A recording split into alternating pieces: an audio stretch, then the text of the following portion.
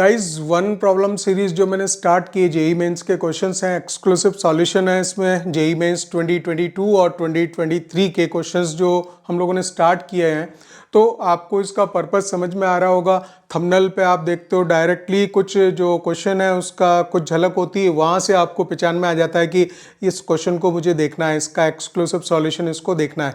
और जो प्लेलिस्ट है चैनल पे जैसे ही जाओगे आप, तो वहाँ जो प्लेलिस्ट है उसमें आप स्क्रॉल करके बहुत इजीली देख सकते हो कि किस पर्टिकुलर क्वेश्चन का सॉल्यूशन मुझे देखना है, क्योंकि वो थंबनेल पे ही अटैच्ड है। तो आपको पूरा ऐसा नहीं है कि कहीं वीडियो सॉल्यूशन पूरे होते हैं 1.5 2 घंटे के, तो उसमें से निकाल के हमें देखना पड़ता है पर्टिकुलर, मुझे एक ही क्वेश्चन का उसका सॉल्यूशन रिक्वायर्ड होता है। तो आप विद इन 1 मिनट जो है पूरी प्लेलिस्ट को स्क्रॉल करके वहाँ से अपना जो पर्टिकुलर सॉल्यूशन है उसको निकाल के उसको देख सकते हैं। ठीक है, तो ये मेन पर्पस था। चलिए यहाँ पे हम आ जाते हैं। जेई मेन 2023 का ये सवाल है, 10 अप्रैल मॉर्निंग सेशन का क्वेश्चन है।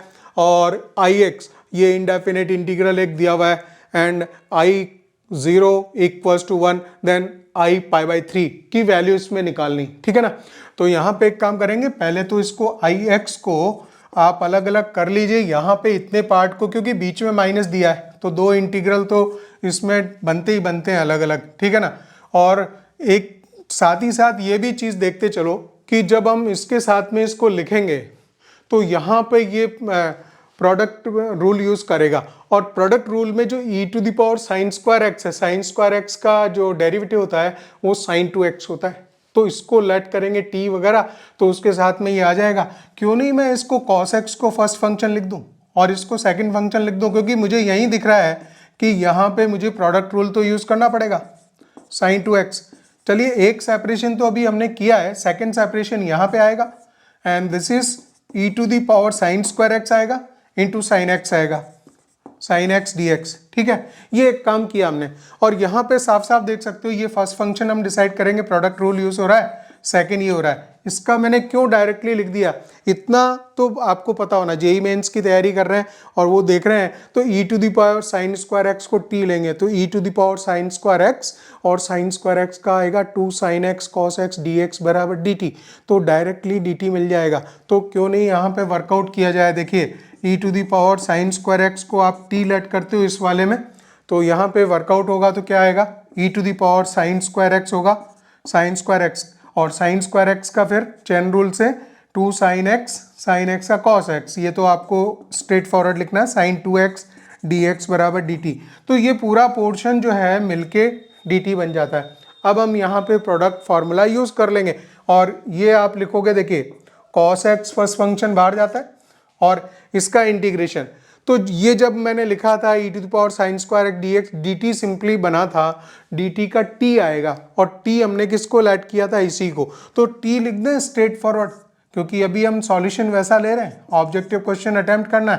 तो e⁻sin² आ गया, माइनस करके अब हम सेकेंड पार्ट लिखेंगे। यहाँ जब आप लिखते हो तो वापस फर्स्ट फंक्शन डिफ्रेंशिएट होता है, डिफ्रेंशिएट होगा तो ये डिफ्रेंशिएट कर दिया इसको, और फर्स्ट फंक्शन का इंटीग्रेशन आता है तो वो तो वापस e⁻sin² ही आया था, e⁻sin² आया था, माइनस फिर मैं ये वाला फंक्शन, इस पर भी हमने कोई काम ही नहीं किया है। ठीक है, तो उसको एज इट इज लिख देते हैं, sin x e⁻sin² dx, ये हो गया। अब आप सीधा सीधा देखो, ये प्लस का sin x प्लस साइन जो इंटीग्रेशन हो रहा है प्लस साइन आएगा, sin x e⁻sin² dx होगा, और ये माइनस का sin x e⁻sin² dx होगा। तो एक प्लस का एक माइनस का एक काम खत्म हो गया यहाँ पे। और ये जो ix जो था मिलना था वो आपको मिल गया e⁻sin² cos x मिल गया, प्लस कांस्टेंट ऑफ इंटीग्रेशन लिखेंगे।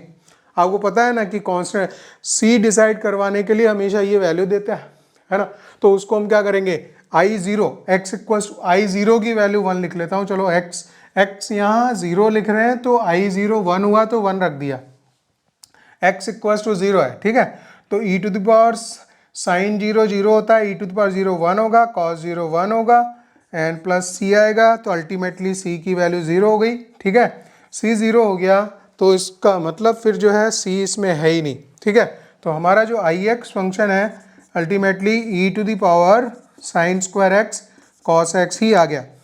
अब क्या करो, आई पाई बाई 3 निकालना है, तो आई पाई बाई 3 की वैल्यू निकाल दीजिए। E to the power pi by 3 60 degree, sine 60 root 3/2 होता है, उसका स्क्वायर होगा, ई टू द पावर 3/4 होगा, रूट 3/2 की वैल्यू का स्क्वायर 3/4, ठीक है। और cos 60 होता है 1/2। तो आ गया आपका आंसर, यहाँ पे 4 ऑप्शन मैंने लिखे ABCD, 1/2 e to the power 3/4। Last में बिल्कुल ध्यान से आंसर देख के इधर ऑप्शन पे थोड़ा सा यहाँ पे थोड़ा सदके उस पे टिक लगाओ, है ना, क्योंकि यहाँ करते करते भी लास्ट में बच्चे जो है ना कुछ अलग टिक मार जाते हैं, सब कुछ सही करते हैं। ये होता है 5% केसेस ऐसे होते हैं जिसमें कि अरे यार सब कुछ सही किया था, लास्ट में टिक गलत लगा के आ गया, तो वो वाले क्वेश्चंस होते हैं।